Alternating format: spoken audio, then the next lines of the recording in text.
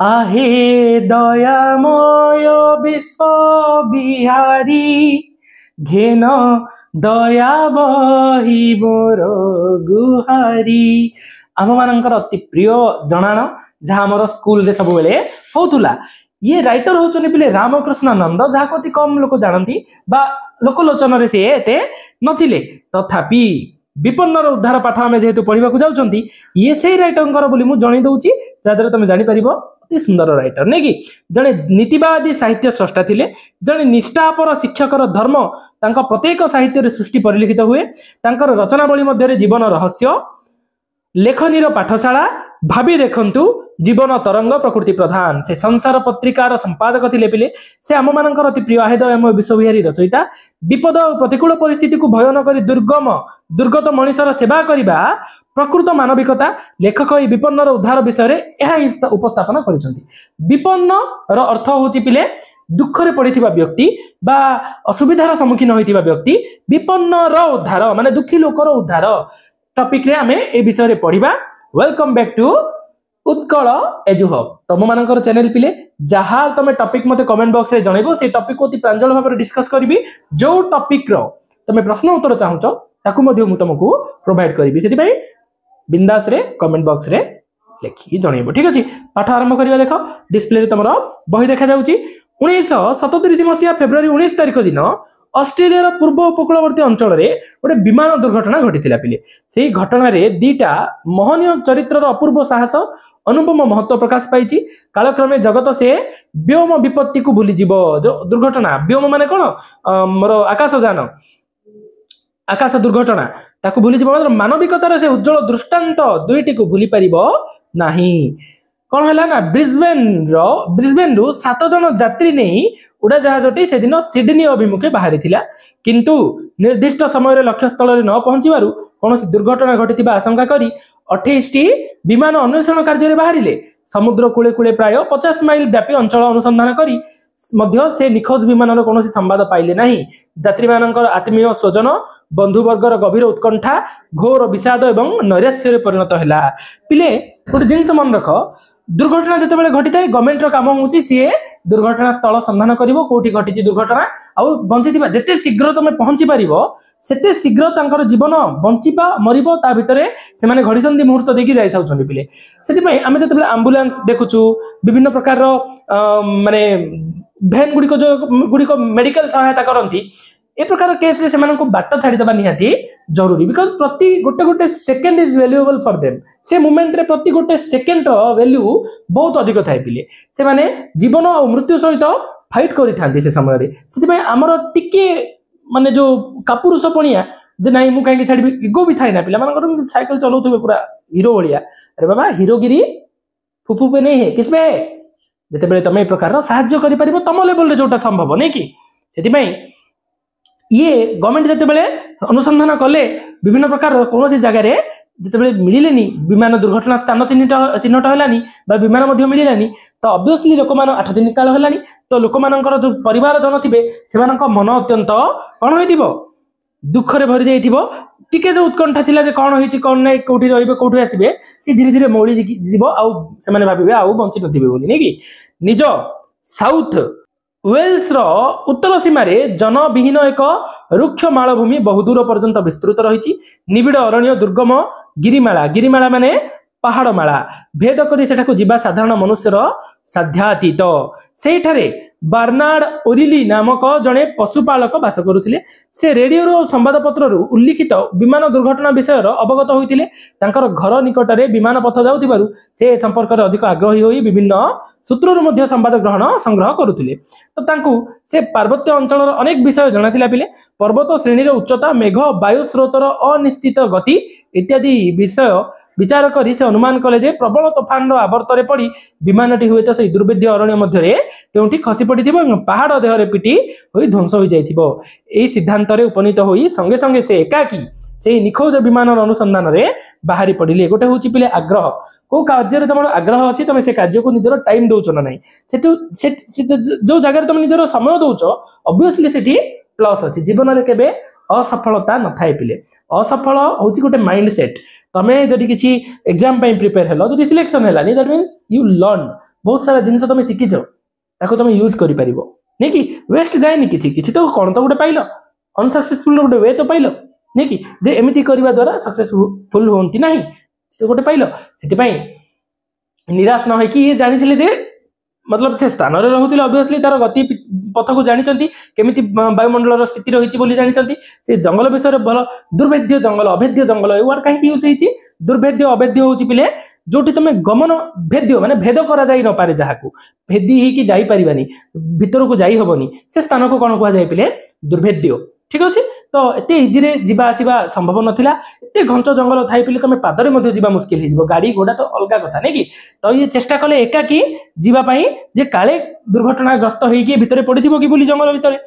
पर्वतर पाद देशरु किछि दूर जीवा उतारे से देखिले आउ बाट घाटर चिन्ह मध्ये नाही बहु कष्ट रे निबिड़ बेतबण दुर्लंघ्य घाटी भितरे देई से 5 माइल पथ अतिक्रम कले 1 माइल होची 1.6 किलोमीटर 5 माइल माने बहुत सारा रास्ता गला परे से कोन देखिले पिले हला कोन ना तापरे रात्रि उपस्थित हला देहरे शीत वस्त्र नाही कि सांगरे नाहंती साथी देखो पिले एकाकी जंगल भितरे हमर छात ऊपर को जिबारे हमर कोन मन पछुआ रही जाए डाहानी थिबो भूत प्रेत केते प्रकार भय हम माइंड रे आसे किंतु से केते तांगर विराट संकल्प थिला जे खोजिबी भितरे ही थिबो बोली जाइचंदी सेमती नै कि तो देहरे शीत वस्त्र नाही कि सांगरे साथी नाहंती चारियाडे जे परी श्मशानर शून्यता प्रकृतिर शून्यता जेतेबेले दिन सूर्य आलोक थाए सेतेबेले आनंद प्रदान करे किंतु जेतेबेले सूर्यास्त हो जाए सेही प्रकृति सेही घंच जंगल भय सृष्टि करे पिले सेही भय रे मध्य हम मुनि ऋषि माने रही कि साधना करूथिले सेति पई भय जेतेबेले तमरो संकल्प दृढ़ हो जाए तापर भय लागिबनी पिले कोन श्मशान भलिया देखा जाउतला एई परी असहाय अवस्था रे पहाड़ ऊपर से एकाकी सेही भीषण रजनी अतिबाहित कले रजनी माने सेही रात्रि सकाळू ओरिल पुनराय तांका लक्ष्य अभिमुखे बहिर्गत हेले बाहरिले उज्जवल दिवालोकर पर्वतर गोटे उच्च कांथी ऊपर बहुत दूर पर्यंत देखा जाउतिला गोटे हाइट पत्थर थिला सेठी बसले बहुत दूर पर्यंत देखा जाउतिला पिले ठीक अछि तो पछको पछ लागी अनेक गिरिशृंग ध्यानमग्न ऋषि परी आकाश को मुंड टेकी रहिचंती एमिति लागुची गिरि गुडी को शृंग गुडी को ध्यानमग्न ऋषि भलिया आकाश को मुंड टेकी की अछंती ठीक अछि तो से देखिले वृक्षलतार श्याम सौंदर्य क्रमे गाढ़तर होई दूर को देखा जाउ थाए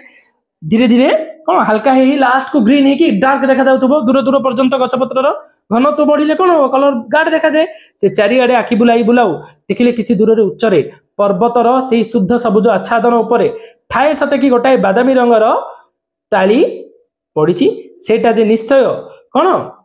पड़ी जाइथिबा गछपत्रर चिन्ह ए विषय रे ओलिभिंको संदेह रहिला नाही दूर रे एमति देखो ग्रीन भितरे ब्राउन कलर रो उड़ी गला भलिया किछि स्थान दोसिला जोटा ये कंफर्म हे गले ओरियल जे सी पक्का गोटे पड़ी जाइथिबा स्थानर चिन्ह सबुज भितरे सबुज गहन रे श्याम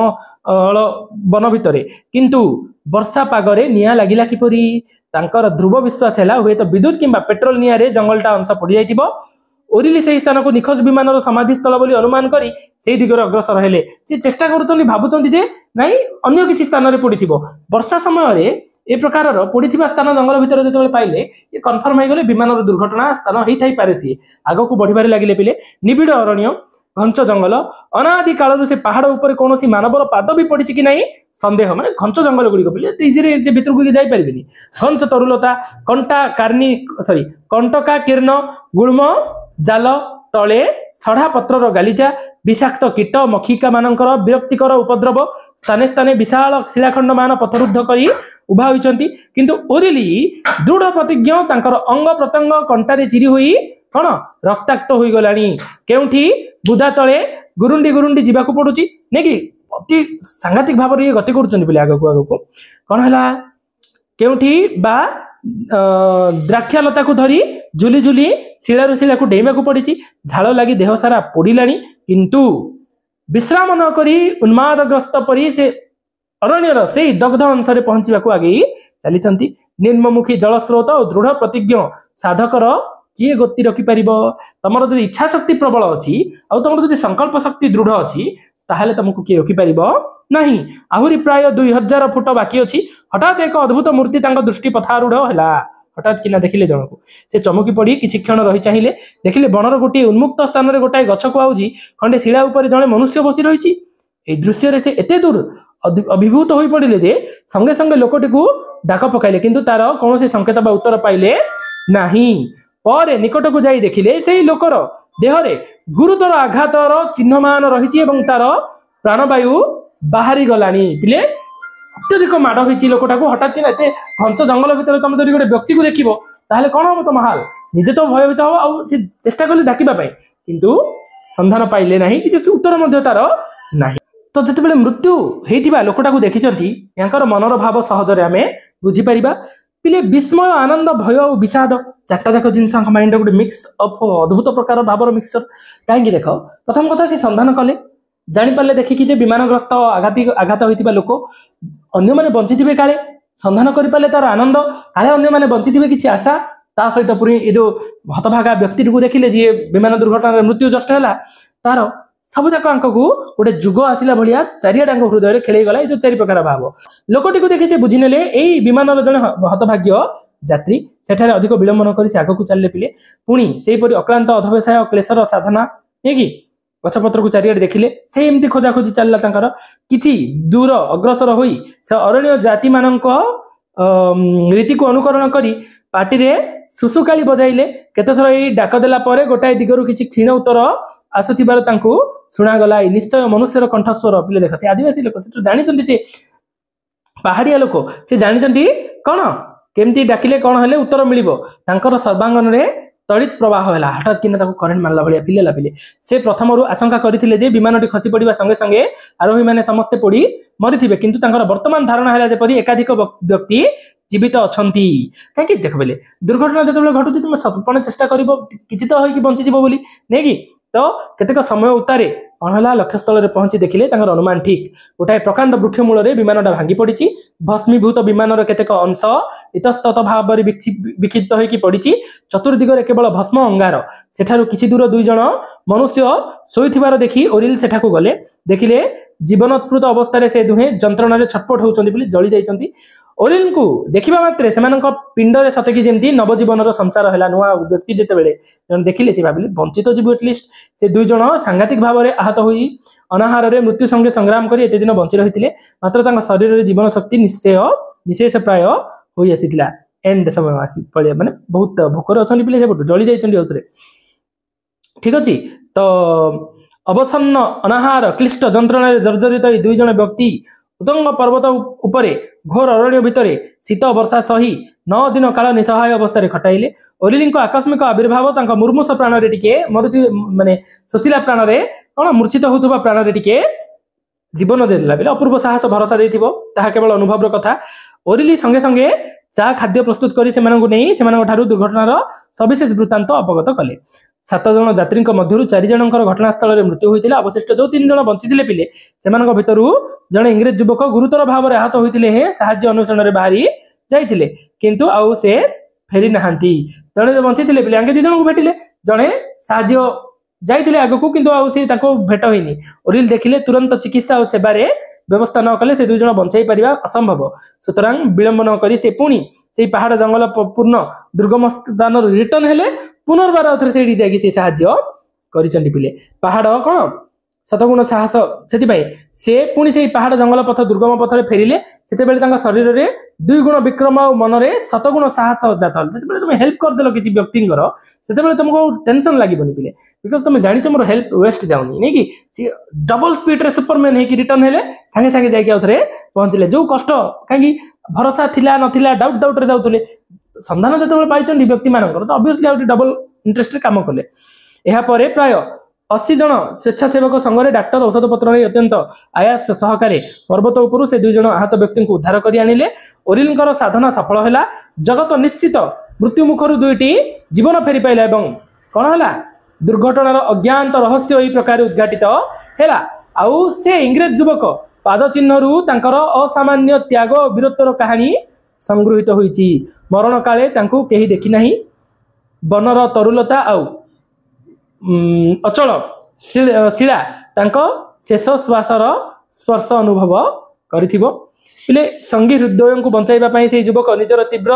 दाह जंत्रणा को भ्रुक्षेप न करी साहाଯ୍यर अन्वेषण में बाहरी जो व्यक्ति साहाଯ୍य करने चेष्टा करके जाइए फेरी ना